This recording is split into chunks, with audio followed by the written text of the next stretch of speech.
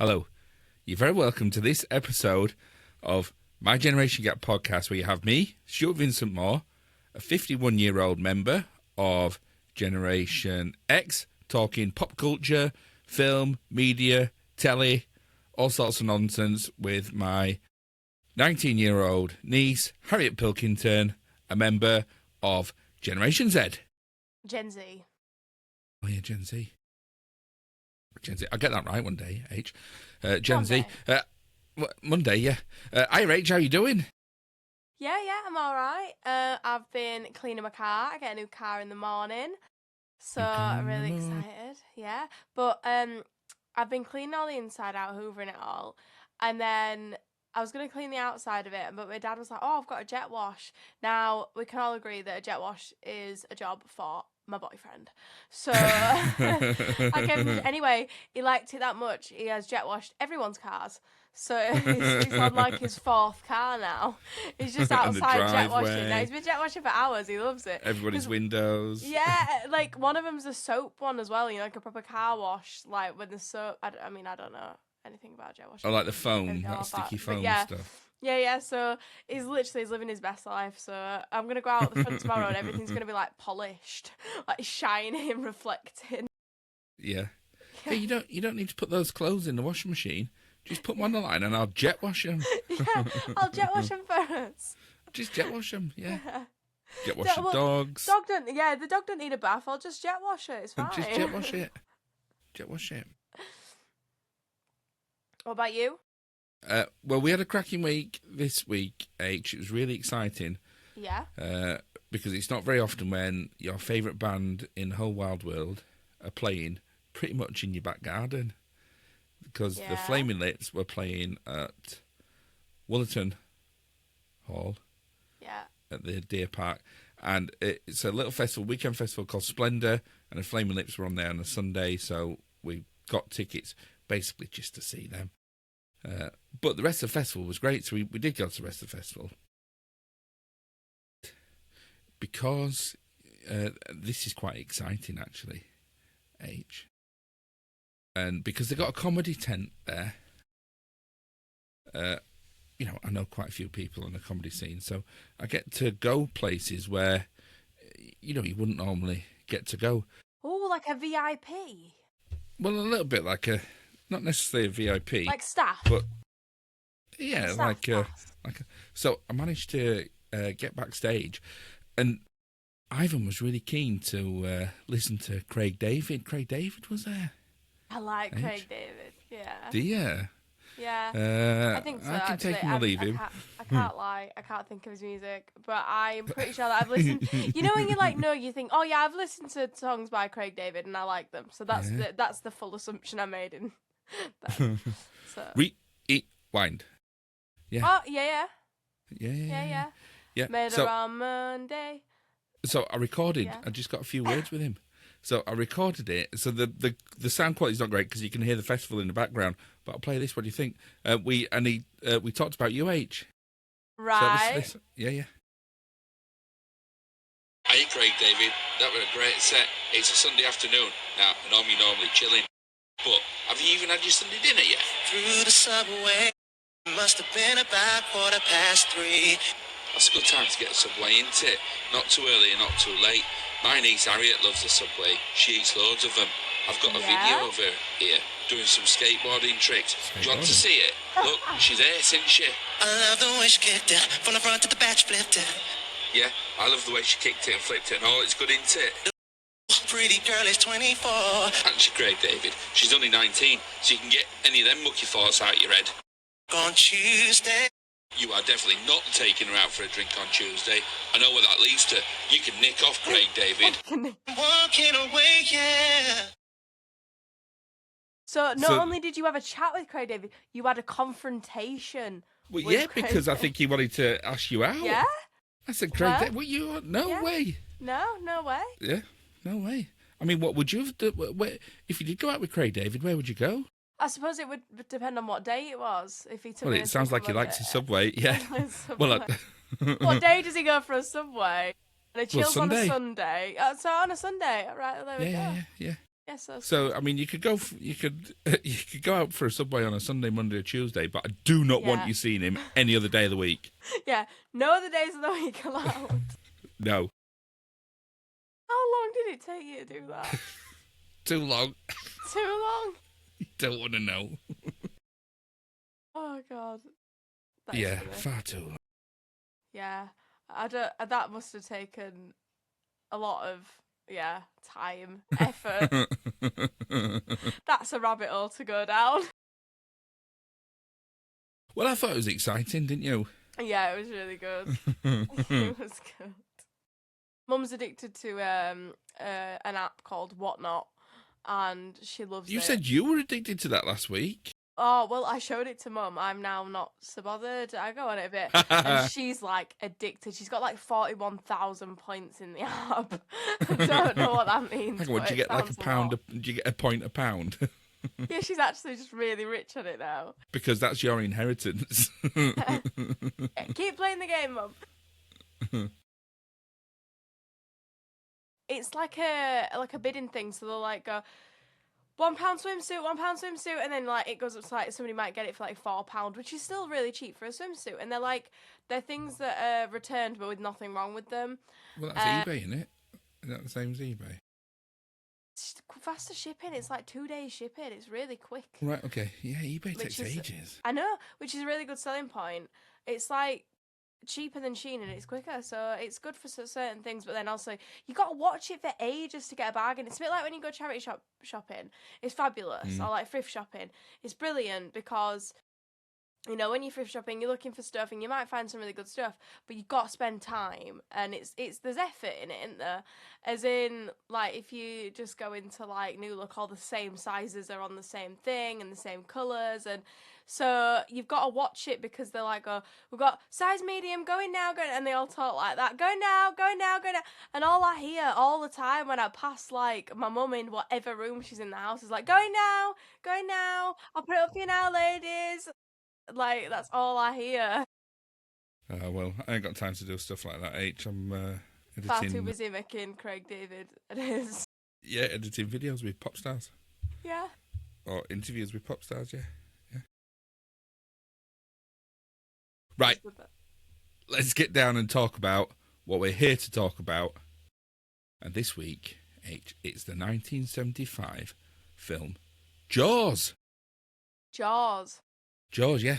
Now, Jaws sort of changed the face of cinema a little bit. yeah. It changed the summer block. Well, it was the first summer blockbuster. Really, now you get all the big summer blockbusters coming out, and before then, major film studios wouldn't release films in the summer because everybody was out mucking about and doing stuff and that. So they'd I release see all the what big... you mean, like specifically Yeah. in the summer. Yeah, I see what you mean. Yeah. Yeah. So big films would be released, you know, in the winter time when folk were gone off to pictures and not mucking about, having picnics and that, Yeah. and having barbecues and that. So Jaws was and it was the first time a film was made and then released, you know, simultaneously across like the whole of the US, and rather than, you know, showing it in this First town and this city or yeah. this county, this Yeah. state first and things. So it was very definitely a big coordinated effort. Yeah. And it's much beloved as well. 50 years old or 51 years old now. It's developed a bit of a legend. It changed the way people viewed sharks. People I actually had a little look into the production of Jaws because one of the biggest things about it, I watched it years ago with Grandma and Grandad in the motorhome. And I remember thinking, God, this looks really old. I now think it's probably just the TV we were watching it on in the motorhome. Because when I watched it, do you know what? It's aged so well, like incredibly well. And I was not expecting that. So I did a little research about the production, about how it was all done. And it did mention about the fact that it actually, like any kind of... tourism's the wrong word, but any kind of commutes to the beaches and things like that were like stopped, like, well, not stopped, but they came to a proper halt because nobody wanted to go to like any beaches and like swimming or anything like that. Yeah. Yeah, it did. It In the damaged sea, some yeah. beach economies. And it actually, there's something called, I think it's called like the Jaws effect or something. It affected like they reckon like a whole generation of people that are like really afraid of like sharks now. Yeah, yeah. In fact, Peter Benchley, who wrote the novel, Yeah. has become a big advocate for shark conservation Yes, charities because now. unfortunately I looked into that as well, and I think the film had a little bit of negative impact on sharks. If you It know what I did, mean. yeah. So I think it's nice to know that he's Yeah, keen well, he's on that passed now, conservation but stuff. I think when he was Oh, alive, but when he was, a... yeah. Yeah. So Yeah. fair play to him. Yeah. Anyway, before we get into it, I just want to say this, H. I'll find him for 3, but I'll catch him and I'll kill him for 10. I mean, that's nothing to do with this film, H. That's what I said to your mum when she lost her dog. She did actually lose it. Well, I Yeah, think we've had several lost dogs over the years, haven't we? yeah. It was when the Stinky Twins escaped. Stinky Twins, the And I Yorkshire said- Terriers. Well, what she said was, Joe, I don't want you to kill him, but I will give you £3 if you do find him. Yeah. That's good, isn't it? Yeah. Yeah, which back then was enough for a pint. Yeah. Actually, it was probably enough for several pints and a Probably bag of enough chips. probably enough for another Yorkshire Terrier as well. And a semi-detached Yeah. Yeah. in Barnsley. Yeah. Yeah, back in the 90s. So, Jaws. It's sort of a film of 2 parts, isn't it? Yeah. The main players are... The main. certainly in the second half of the film, Richard Yes. Dreyfuss, who plays Matt Hooper, Roy Scheider, who plays Martin Brody, and Robert Shaw, who plays Quint. And they're very different characters, aren't they? But Yeah. let me read my summary of the film here. Summary. Police chief... Summary. Oh, It was the summary. way you went, let me read my summary. Summary. Summary. Look to camera, read script. Hold script in front of camera. Police Chief Brody arrives at Amity Island from New York, where he has to navigate a population of islanders with a small town mentality and an aversion to outsiders, a mayor whose avarice and unfettered capitalism threatens the safety of everyone until that danger affects his own children, and a massive shark that threatens his family and his masculinity. So that's good, isn't it? Oh, yeah, that is really good. Would you like to know what Amazon Prime's description of Jaws is? Or summary of Jaws is? Well, is it better than mine? Well, see what you think. A local sheriff hunts down a shark. Yeah, that is better than mine, isn't it? That is it. That is just it. It's not a sheriff, it's chief of police. A local sheriff hunts down a... Take it up with Amazon Prime. Right, I will. That made Harley laugh, that. He was like, it's the way it's just so short. It's like that description of The Wizard of Oz. Why, what was that? A young woman moves to a strange country, kills somebody, and then gathers 3 strangers to kill again. Yeah. I like that. Yeah, that's good, isn't it? So, the film starts off, doesn't it? And it's got one of the most iconic theme tunes. I mean, I remember this coming onto broadcast telly in the early 80s, and I'll have been about 6 or 7 years old when it came onto television. Because back then, if you didn't go to the pictures to see a film, you didn't get to see it until it came on to telly, and that was it. So early 80s, and then everybody was talking about Jaws. The music was everywhere. There was references to it on every TV show, every advert. It was as soon as somebody went, doo-dum, Yeah. doo-dum, it was, and yeah, it was iconic. Even I and know still it is. from my, like, lifetime and everything. Like, I would understand the reference. Doo-dum. Like, it's still a thing now. Yeah, 100%. even in Finding Nemo, Yeah. you know the shark that's Bruce the shark in Finding Nemo. Bruce. Oh, that's why it's called Bruce, is it? Yeah, he's called Bruce because they named the mechanical shark in the film Bruce.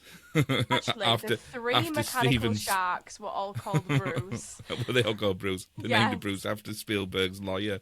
Yeah, they did. Yeah. Yeah. When I looked up like funny facts, well, not funny facts, I think I just looked up facts about the movie Jaws. Like about, it came up with that at first. It was to do with these lawyers. Yeah. With Bruce the shark. Bruces. Yeah. But there's so much legend and lore about that film, about the making of the film, and the relationship between the actors, because Robert Shaw and Richard Dreyfuss hated each other on set. Yeah, they did. Yeah. So there's those scenes where they, they're arguing and dismissing each other. A lot of that was real. Yeah. Yeah, I think that's probably why. I mean, I have to admit, like, I did really enjoy watching it, and it did, like I said, it made me look into production, like things like, because I remember like thinking about like when it came out, I was like, how have they made it look so realistic? Like I said to you earlier, it's aged so well. Watching it, I was like, this is like really, like the way it's done is really, like it feels real. Do you know what I mean? Because it was. I mean, not a real shark, obviously, but everything was some real. of them were real sharks. They did get real sharks to attack a cage and things like that. Those things were all. Those things did happen. So, but obviously it's all done in a certain way. But like even down to like I think, they had like major technical difficulties with the ship. And to the point where, because they couldn't, I think it kept sinking and all these other things kept happening. And that is one of the reasons that caused the well-known suspense in Jaws and the fact that there's like, you don't see it until like an hour 45. Like, all the way through, it's like, really suspenseful. Yeah, trouble. But because it was all filmed on location, there was very, very few sets. I think there was only one scene that was filmed in a pool. Everything else was filmed on the ocean. I knew you'd know that fact, and you know which scene's in the pool, don't you? Yeah. It's like the really famous scene with the dead man's head, isn't it? Yeah. Like, and I think that's one of the most memorable things in the film. Yeah, it was probably one of the most low budget things in the film because they wouldn't give him any production for it. Well, yeah, and actually, if you look at it and look at the dummy and the makeup on the dummy, it's terrible. Yeah, I didn't actually look at it, but just the shock factor is enough for you to go, but the and shock then it goes, factor, doesn't it? Yeah. And it's only there but the shock factor and the reaction of Richard Dreyfuss and it's there. And it's enough. I mean, we'll get to that. Let's just run through the film. Yeah. We'll talk about those bits when we come to them. We won't go too in depth. We won't do a Karate Kid. And talk about it for longer than the actual film is.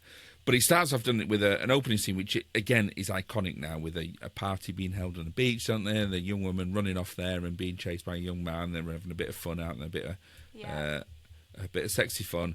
And she goes into the ocean in the nuddy, and he falls asleep on the beach.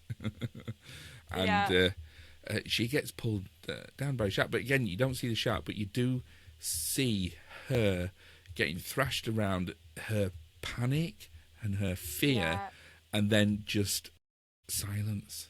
Yeah. Just nothing. When we watched it, I said to Harley, I was like, how could he have slept through that? And then Harley was like, to be fair, I probably would. And I was like, actually, yeah, you would. Because when Harley has a drink, he spontaneously falls asleep no matter where he is. He's like not drunk, and then he's suddenly really drunk and then falls asleep. Yeah. So I was like, actually, yeah, you would sleep through that. Yeah. She goes... Obviously, they try and find her the next day. She's reported missing. But this is an interesting scene, because the first time you meet Chief Brody... Him and his wife are waking up. It's a Sunday morning. The sun's shining through the window. They wake up. They go, where are the kids? Yeah. It's like, hang on, what kind of parents are these? Yeah. And then you're a chief of police. yeah, But then the first scene is their son coming in and cutting their hand and bleeding after cutting it on their own swing, on their own garden swing, and then being kind of patched up by his mum while Chief Brody is just distracted by work. Just a phone call from work and he's off. So already he's a father who's showing no kind of compassion to his children, who's just coming covered in blood. Yeah. And he's hurt himself. And then as he's leaving, running off, his wife's left to do all the childcare, like play with the other kid on the swing and patch the first child up, look after them. So it's not bleeding and play, entertain the other one. And then and he's just off to work. Yeah. So again, I think this is Spielberg and his absolute obsession with parenthood. Yes. Like Jurassic Park, I think it is. Yeah. Roy Scheider becoming and The a Shining. father. Yeah. Yeah, becoming Spielberg's not The Shining. That's not Spielberg. Who's The Shining? That was. Oh my goodness, I've forgotten his name. Stanley Kubrick. Who wrote the book? Stephen King. That's who I'm thinking of. Oh, Stephen King. Well, Stephen King didn't write Jaws. No. I know. I got confused with this today because I thought Steven Spielberg, because it's directed by Steven Spielberg, and I thought he was a writer, and I got all confused. I know why. Yeah, no, just two people had just merged into one in my mind there. Yeah, so he runs off into town to see what's going on. They find the poor woman on the beach, but again, we don't see anything. We just see like a hand and some crabs crawling around it. But the horror of it, though, isn't it? It is minging. But the horror of it is all just shown by the reaction of the people that find. Yeah. And then, can we talk about the later in the film when they meet Hooper? Hooper comes along, don't they? And he says, "Oh, I want to do an autopsy on the young woman that was killed, 2 days ago."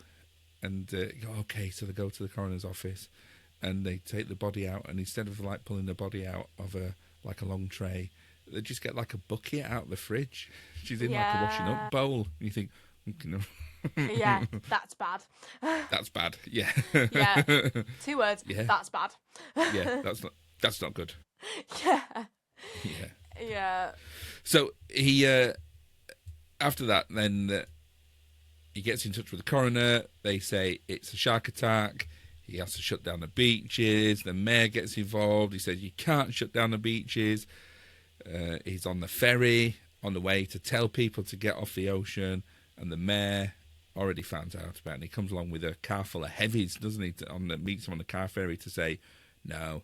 And by that point, the coroner's had his mind changed for him because he's in the car as well. Yeah. And he says, "You told me this morning it was a shark attack." No, I think it was a boat propeller. Just because the mayor's gone, nope, we're not having any sharks in this water. Thank you very much. All the shops have got to stay open. The beaches have got to stay open because everybody's got to make money. Yeah. And a lot of that is from the book itself. Do you know what? That's really similar to Jurassic Park as well, isn't it? It's the same thing. It's putting money over people's safety. Yes, and they do. Yeah. Absolutely. It's a bit of a side thread to this Jaws, or less of a plot thing than the actual book, but it's still there. And I think out the film, the mayor is the true baddie. Yes. It's not the shark, because sharks just be sharking. Sharks just be sharking. Sharks just be sharking. And then they open the beaches, don't they? And this is, I think it's one of the great scenes in cinema, is that scene where they're back on the beach. Roy Scheider is sat and he's terrified. He's watching, and the way that it's shot and edited, like people walking. There's no like screen swipes or wipes. It doesn't cut from scene to scene. It's people walking in front of the camera. People walk in front of the camera, and then it zooms into Roy Scheider, and somebody walks past, and it zooms even more, and they walk back, and it zooms in on him again, and somebody walks past the camera, and then it goes over. It's so well done. You could watch that and study it again and again and again. I like the way as well that it's the way it's showing in those moments, the anxiety that he's feeling. Yeah, you really feel it, and like the fact that there's all the red herrings all the way through, isn't there? There's pranks, or there's things that look like the shark. There's so many things that. Yeah, well, in that first scene, it's the dog in it. So there's the guy throwing a stick for the dog, and then Scheider keeps on hearing things, or Brody keeps on hearing things and seeing things. He hears a woman scream, and she's just having a daft laugh with her boyfriend and things, and then then the dog goes missing. And I think all those things, that having had anxiety myself, that is how that feels. Is you've got things that, you know, whether those things are real or not, they're real to you. You believe that's a shark. Do you know what I mean? Like, no matter what, you know, that woman is being attacked by a shark, even if it's a boyfriend. You convince yourself it's a shark, and that's it. And you really feel that when you're watching it, because you can see how he's feeling, and you can feel it yourself. You think, oh God, is it? Yourself, you go, oh God, is it? Oh God, is it? It's like the suspense the whole way through. It's really well done. But then a poor child gets attacked, and not many film directors kill a child in a film. Yeah. Especially so early on as well. Yeah. So this poor child gets killed, and then Alex Kiltner's mum, because everybody then runs out of the ocean down to the beach, and there's only one person who. Can we talk about the fact that he didn't know? So like he's on the beach going, let's all get in the water, let's all help them, let's all save them, and he's stood on the beach. You know, he doesn't get in the water. Everybody else is rushing into the water, and he's just stood on the beach. Well, that's part of the thing. It's his fear of water. But yeah. So it is in character. But you're right. It is, yeah. But it is showing his fear of water, and his inability to protect his children. Yeah. Because of his fears and his not stepping up to be a father. So already within the first few scenes, he's left his kids who have with a hand cut open, cut themselves on the swings, left them to go off to work. To be attacked by a shark. And unable to get them out of the water because of his fear of water. Yeah, so that's in the first 10 minutes. Yeah, and then the child that's died, then his mother puts out a reward to catch the shark, and then people coming around from all over the place to come and catch the shark. It's a bit of an open day. There's a meeting, the town hall meeting held, which is where we get that wonderful scene with Quint as there's all this hubbub. And this is the thing, there's loads of people talking over each other and things, but it's really well done. About it all. And you hear so much, and it is exposition, but it's done in such a way that it's not spoon-fed to you. You gather so much about what's happening through the storytelling of the film. This is what Spielberg's really good at, storytelling like this, presenting stuff to you in a way that's not too stupid, not too spoon-fed. And then, of course, they're all arguing about what's going to happen. Are the beaches going to be closed? And the mayor says, oh, no, they're going to be open. They're going to be open. Just for 24 hours. Just for 24 hours. And Brody's like, well, hang on a minute. Yeah. And then Quint pulls his nails down the board, and and silences everybody. Yeah. And he's drawing a picture of somebody being eaten by a shark on a chalkboard. Yeah. I mean, if that's not taking a Mick, I don't know what it is. Yeah, to draw it on a whiteboard. Well, on a whiteboard. Yeah. And Robert Shaw, who played Quint, he was a notorious drunk. Yeah. He used to drink quite a lot on set. But, I mean, this is like 1970s actors. He was only 23 when I shot that. Really? No, I'm only joking, though. But I think he was only in his 40s. I was really shocked then. You really got me then. I think he was only in his 40s when he Yeah. shot it. Yeah, but Yeah, they made makes him more all sense. grizzled. Yeah.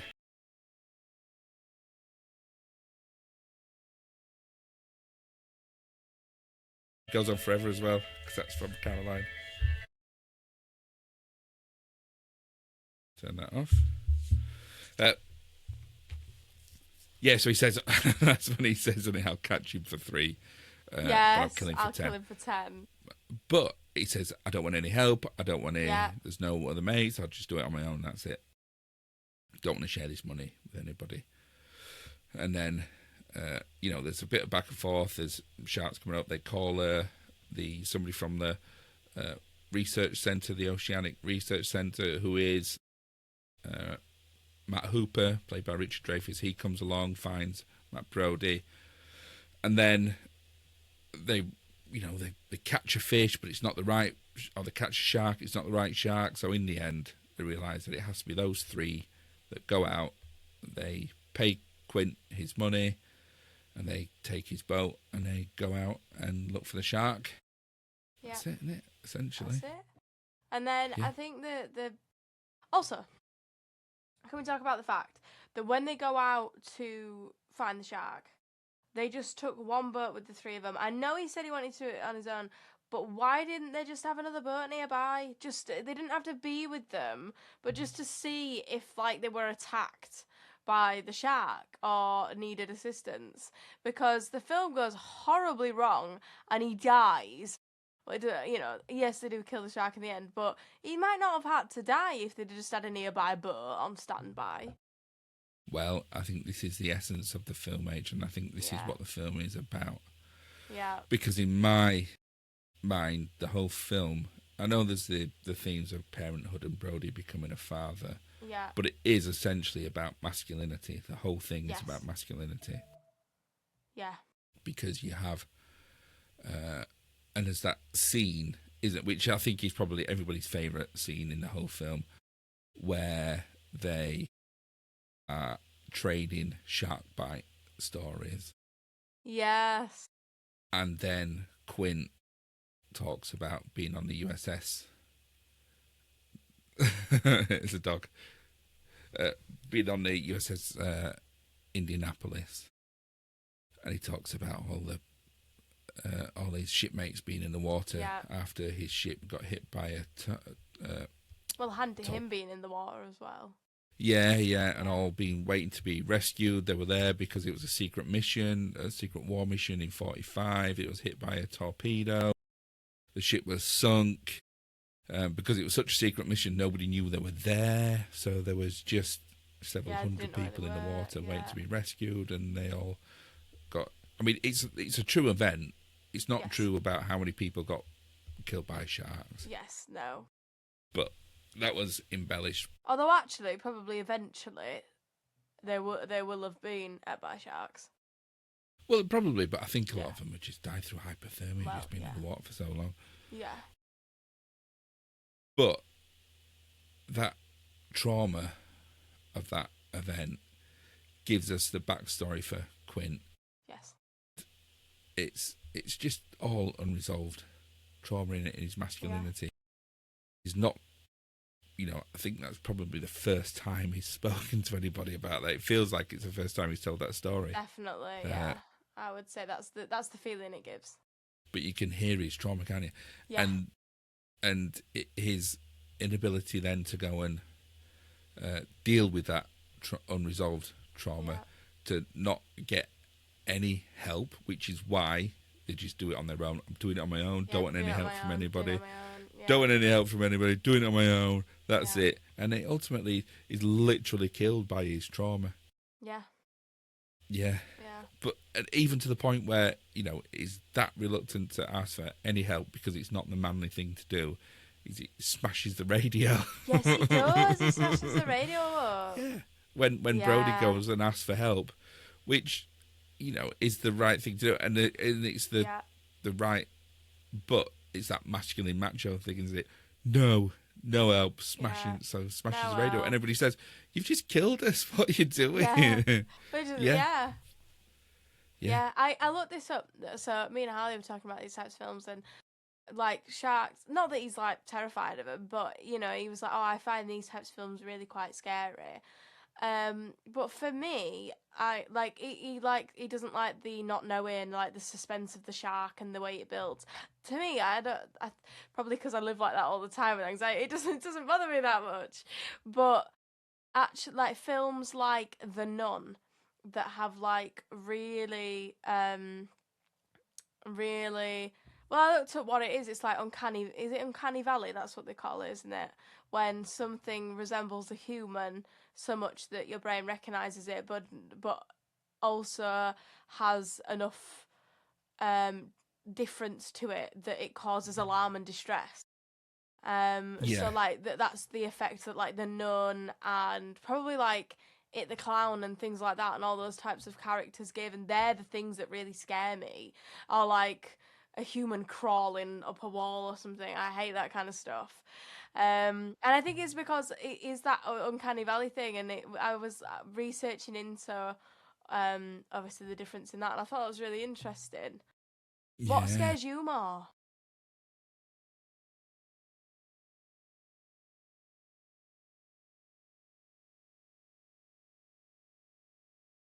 Like suspense or scary looking things, or just jump scares, or yeah. Jump scares. I think more than anything. yeah, Yeah, the anticipation of jump scares is what. yeah, Yeah, is what I'm afeared of more than anything.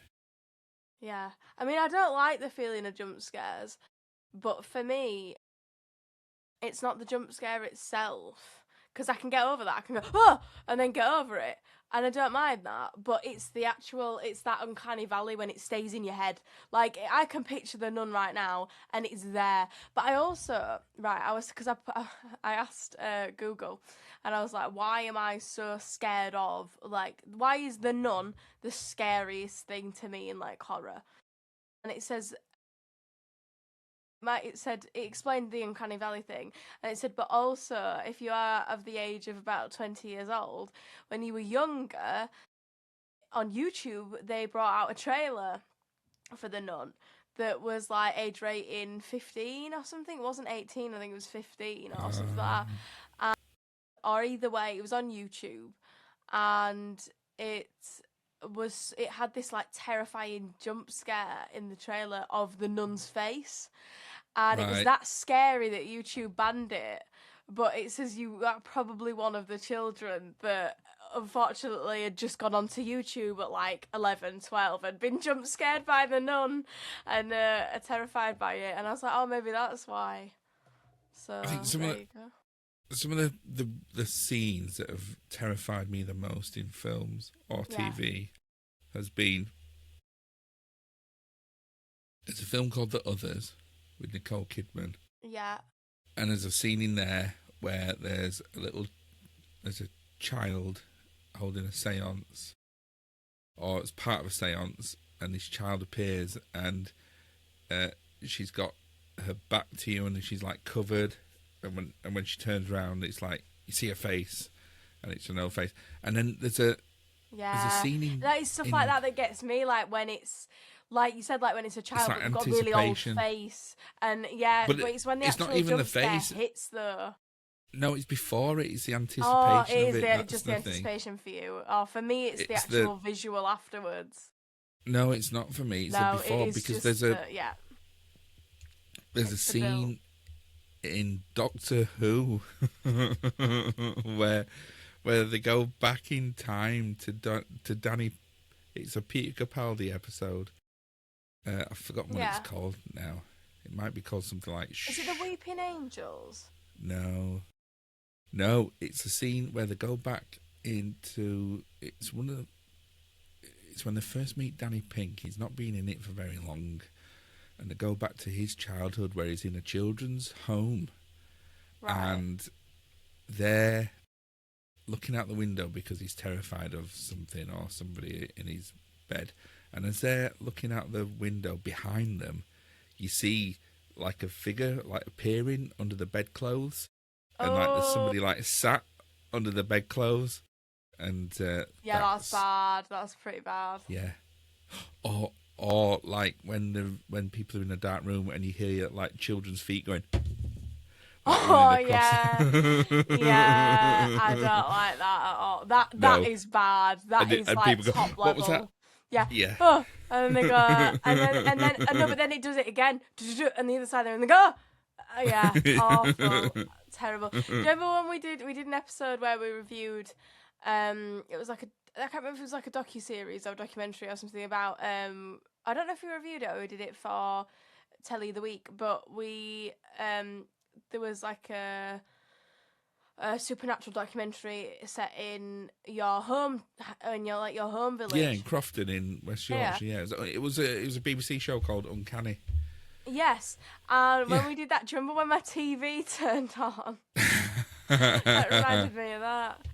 Yeah. Mum connected to my TV by accident. Yeah. That was funny. Yeah. Yeah, so I got that about Quinn and his trauma, but then you've got Hooper. What have I written down about Hooper? So his version of masculinity is it's almost like he's got to feel superior to everybody. He's got all this wealth behind him. Yeah. He's got his academia behind him, and he's you know it's almost like he's seen to be better than the other. Yeah. So what have I written here? Richard relies on his academic background and privilege to appear more high status than everyone else, but ultimately none of his technology works, does it? Because he's got his shark tank that gets battered. He's got his spear that he drops. And then like the air containers aren't heavy enough. And, Yeah, and he does these dive on his boat to get the shark that's going to be the tooth, and he drops it. Yeah, he's got all this technology around him, and none of it all fails him. Yeah. So his version of masculinity is a whole nonsense. So it's only really Brody in his version of masculinity, where he's full of insecurities, he's full of unknowns. He needs to better himself as a father and as a man, and he does. Yeah. And he gets stripped down, doesn't he? Literally as well. You know, when he's out on the boat, they set off. Yeah. And he's like he's scared of the water, but within like half a day, he's like smoking fire, smoking cigarettes, and he's like throwing blood into the thing. Yeah. But you know, all these kind of things are stripped away from him to the point where, in the end, he's just got like trousers and a jumper on, but he ends up going out with his glasses on, hats, and all these things. And they gradually all get stripped. All these things get stripped away from him. Beam comes down, and knocks his glasses off, doesn't it? And yeah. So all these things. So it's just him as a human being. And there's a thing about only being able to be like a man, showing you true. You know, you have all this masculinity and all this bravado. Yeah. Unless you're absolutely shattered, you're completely exhausted, or you're drunk, then you can show some vulnerability. Yeah. And it's only then, you know, after he's absolutely worn out and he takes his glasses off. And I think it's one of my favourite scenes in the film. It's beautiful. Yeah. He's absolutely shattered. He takes his glasses off. They sat at his dinner table, and he puts his fingers together like this because he's worn out and he's thinking. And it's men only being able to show their vulnerability when they're absolutely exhausted. Yes. But then his child starts copying him, and they look together, and it's a beautiful moment. And then he says, "Actually, do you know what? I want a kiss." And his child says, "Why do you want a kiss?" And he just says, "I need it. Yeah. Just need it." Yeah. And I think that's beautiful. I think it's then that he learns to be a father. I think that's when all his bravado is stripped away. And I think that it's one of those things that I think it's. I mean, it's not even just for men, but I do think it's definitely seen more in masculinity. That there's this, like you said, there's this thing that, like you said, unless you're exhausted or drunk, and usually it's drunk, that people feel they can show vulnerability. and then sometimes, you know, that can cause tension between people, because if they haven't been vulnerable and then they both suddenly become vulnerable because they both had a drink, it sometimes can be a brilliant thing. It sometimes can cause conflict. It can, yeah. And there's that scene on the boat in it where Hooper and Quint are sharing stories, and they only bond when they show their vulnerabilities, don't they? Yeah. But Brody's left on the outside because he's so afeared of their masculinity that it goes to show his appendix scar, Yeah. and then he thinks, no, he doesn't, and he puts it away again. He starts to lift his jumper up, and he doesn't, and that's that uncertainty. That's that. So he has to hide himself away. He has to hide his vulnerability away. But I think you're right. It is, damaging. So I think there's a lot of that. It's all. Yes. I think that's the main theme of this film, is that masculinity and how damaging that can be. And then just seeing Quint and his death. That is so crazily well done. Like, everything's just so well done. Like, I literally walked into this expecting it to be like, what old films have we done? Done a lot of them. You know, like, why can't I think of a single old film we've done? Like how old Ferris Bueller is when you watch it, or you know, any of those dated, things in you aged and dated. Watching this, I didn't feel it had aged or dated, like, really at all. No, because it was real. There's no music there. It's silent. Yeah, and it's so it's just his fear. There's none of the like cultural references and things like that, because it's you're right. There's nothing to date it. It's just him and his fear, his trauma, and his raw, and his screams. It's raw. You're right. It's absolutely raw, and his fear of and then just his inevitability of this shark that's gonna bite him. And he foretold it. That's what he said in the beginning when he run his. That picture was him bitten in half. He said, "A shark will bite you in half and it'll pull you under," and that's what it does to him. He said it. Yeah. There's some interesting links in the film to a couple of other stories. There's some interesting links to Moby Dick. Yeah. So there's a shop in the island that's named after some Moby Dick characters. Is there? The boat itself. Yeah, there's quite a few things to Moby Dick, but I don't think it is. I think it has some nods to Moby Dick, but it's not the same story. So I mean, the book might have been, but this isn't. It's completely different. You've got one man and his obsession, which I suppose is a bit like Quint, but it's not really. Moby Dick's very, very different. But they have got some ties with To Kill a Mockingbird, because there's a scene in there. Yeah, when they show Quint and he's watching telly, he's looking at a scene. He's watching the famous scene in To Kill a Mockingbird, where Atticus Finch shoots the dog. There's a rabid dog, and he shoots this dog who's, if the dog gets out into the town, he could, kill loads of people. It's this threat to the town. And Brody does the same, doesn't it? It's that shot. Yeah. And Atticus Finch in To Kill a Mockingbird, he gets his glasses fall off and get broken, and it like strips him away. But he has to kill this animal, not out of. It's like a reluctant thing that he has to do this, but he's called upon it because he's the best shot in town. Yeah, but it's a threat, and he has to deal with it, and Brody has to deal with it. Yeah, I do feel that the ending could have been a little bit better. I do think that Matt Hooper shouldn't have survived. I don't think. I think it would have been better if Brody had just survived on his own. Yeah, just on his own. Yeah, and those two versions of masculinity have been destroyed, and then and he will have had his character arc. Yeah. Yeah.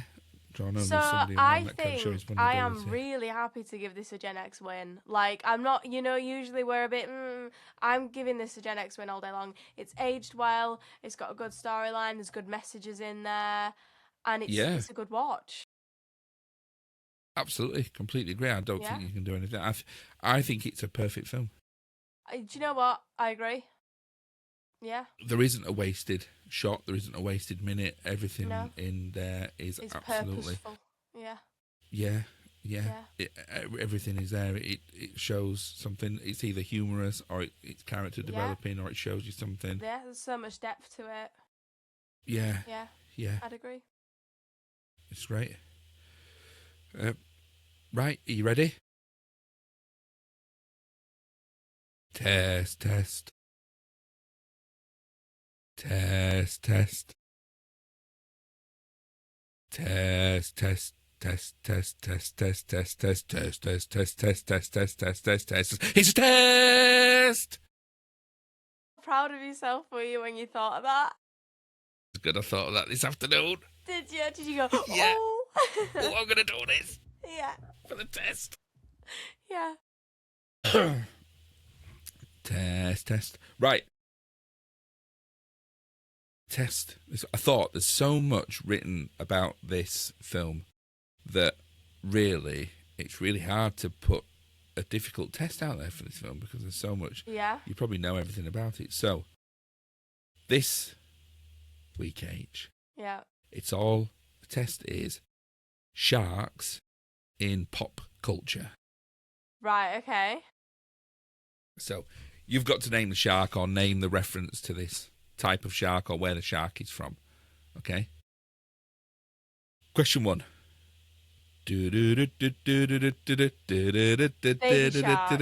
Baby shark. 1 for 1. A really good test. I'm really impressed. That was a good one, wasn't it?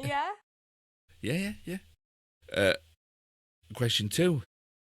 In the 2015 Super Bowl halftime show, this shark was part of the Katy Perry halftime show, and this shark became a substitute or a meme or shorthand for somebody getting something terribly wrong but giving 100% anyway. I don't know. For once, I don't get the pop culture reference. Left shark. No. I've missed that one. I must have been asleep that day. I've missed that one. It's a Katy Perry performance, and the left shark gets everything wrong, but they still give it their all. It's brilliant. Oh, yeah, I see. So there's like a right shark and a left shark, and then the left foot. Yeah, I don't remember. Yeah. I don't actually. I've not seen it though. I'm gonna have to go look that up after we've done this. Okay. Well, this is an old reference, but the meme and the phrase is modern day. Do you know what this is? Where people do that in this day and age. Did you caught that reference? You go, yeah, right. Caught that reference. But I didn't catch that one, so yeah. No, so you dropped it. You dropped the I ball. dropped that reference. In 1977, Yeah. Arthur Fonzarelli, or the Fonz, went water skiing and thereby creating this phrase, which usually refers to a TV show or something that has run out of ideas and has to do something crazy to continue. I don't. There is. I'm gonna know it as well. It's not even like the last one where I didn't know it. I'm gonna know it. Like loads of series do it, don't they? Where they just throw like wacky seasons in and they there. just go, yeah. They've what? Oh no, I don't know. It's not coming to me. They've jumped the shark. Oh yeah. Jumping the shark. So many series do that, and then you get to see and you think, oh, damn it! Should have just Why have stopped they done watching. that? Yeah. Yeah, they've jumped the shark. Yeah. And then this film shows the Jets fighting the sharks in a musical that's a retelling of Romeo and Juliet. What's the film? The Jets and the Sharks. Jets and the Sharks, Sharks and the Jets. Romeo and Juliet. Oh, Spielberg remade it a few years ago. So we've come full circle back to Spielberg. I don't think it was Spielberg, but I want to say Top Gun. And I know Top that's Gun? not. Is that right? No. No. It's West Side Story. West Side Story. I know because it was like teams, and I was like, that's not what Top Gun is. And yeah. No. Do you know what? Amazing quiz this week. Terrible contestant. Yeah, it was terrible. You got one right. I know. Question 5. H. What snack did I eat watching Jaws? When did you watch Jaws? In the evening. So, and this is about a traditional film snack as you can get. Popcorn. Yeah. Oh wow. Yeah, I'm sweet just and happy salty when popcorn. I'm just happy when I get the snack nowadays. That's like a win on itself. Well, 2 out of 5. You fail the test. I've started making popcorn because obviously with my gallbladder I can't buy popcorn, but I can make it and it's a lot less fatty. But I keep it's so hard to get right.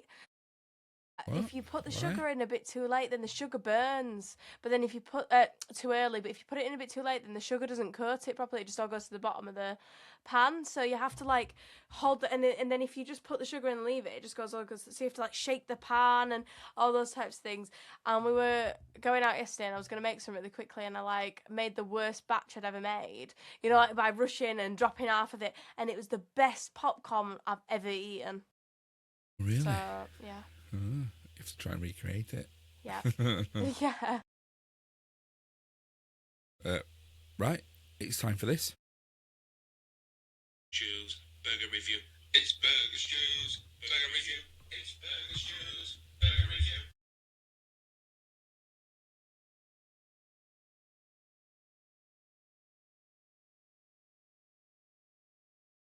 Every time.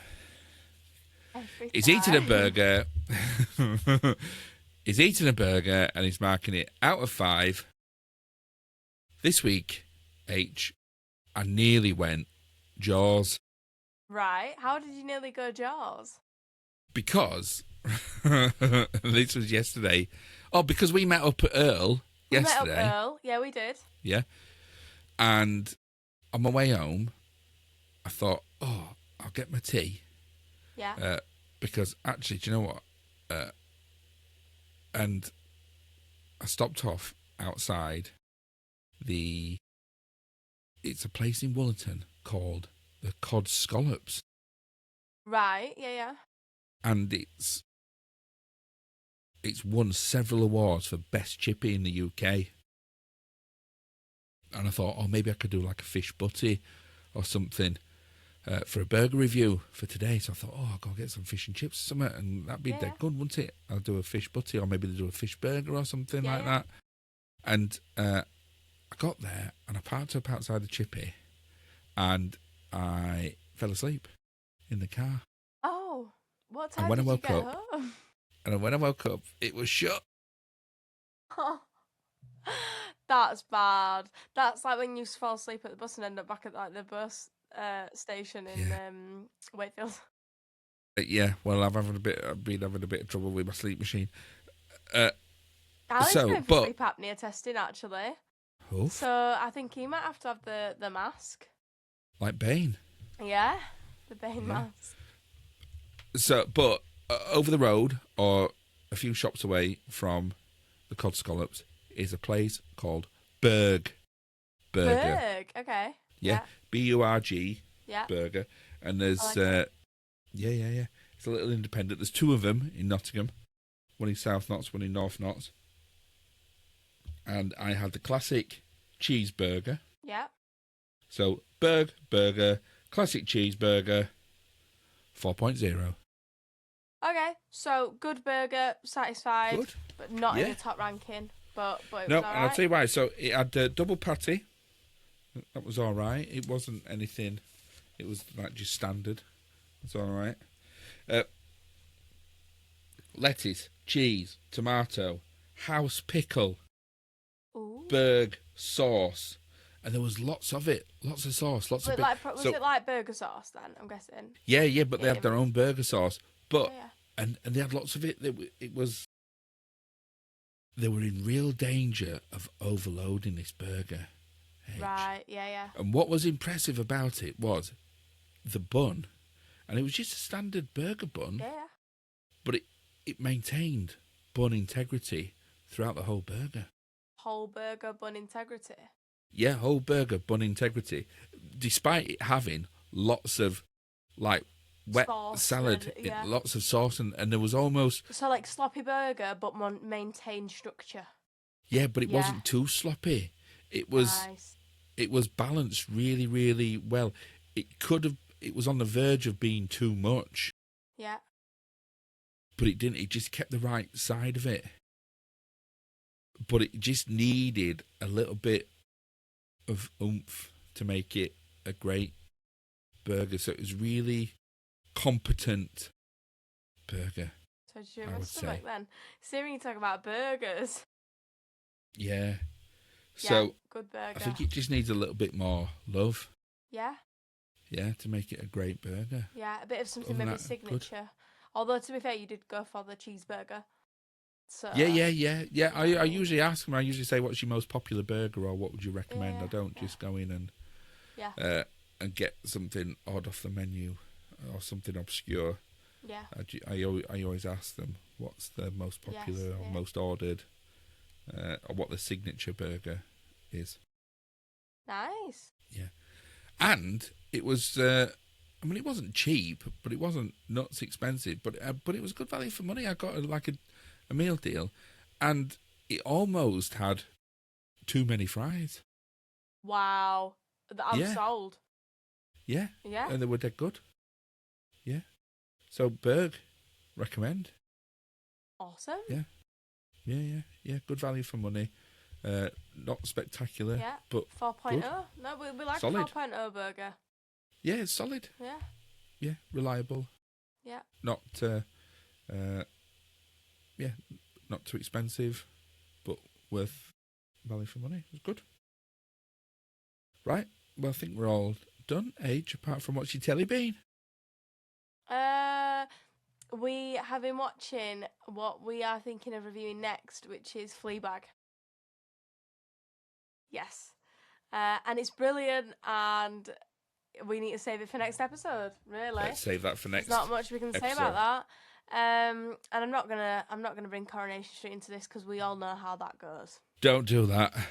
Don't do that. So... But you know what you should do? And any listeners out there that are going to listen to the Fleabag episode is watch all 12 episodes of Fleabag, but then have a look. And binge watch them in one evening. Yeah. But on YouTube, there is the original Edinburgh show that the TV show was based on. So there's the Phoebe Waller-Bridge wrote a one-woman show called Fleabag, and that's on. She performed it, and then they made the TV show, but then she went back and did it again around 2019, 2020, and that's on YouTube. So you should watch that, H. Yeah. Watch it before the next episode. Yeah. No, it's absolutely fab, and I think we're going to have a lot to talk about it. Like you said, there's comedy, but there's also so much more. There's so much more in that TV show. It's absolutely wonderful, and I'm not sure many people saw it.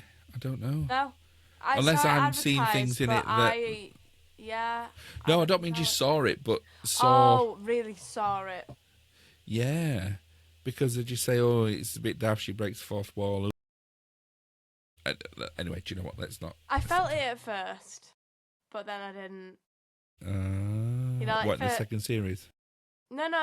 Like it felt. I didn't like it for the first 10 minutes. Right. Okay. If you get me, and then I got used to it. Right. Okay. Good. And I could appreciate it then. Anyway, we'll talk about it next week. We're getting carried away. Talk about it next week. Right. Well, I think we're all done. H, apart from how do people get in touch with us, which they should. We've got an Instagram, My Generation Gap, Facebook, Instagram, My Generation Gap, email mygenerationgap@gmail.com, and we don't have TikTok because we're perma banned. No TikTok, perma banned. So you're going to have to find Stuart Vincent Moore on TikTok. Stuart Vincent Moore on TikTok, or Stuart Vincent Moore on all the other platforms. Telepathic on any Find platform. Telepathic. Yeah. Find us, follow us, love us. Yeah. I forgot that you'd said that. You said that a few episodes ago. I like it. All right, night, love you. Night, love you.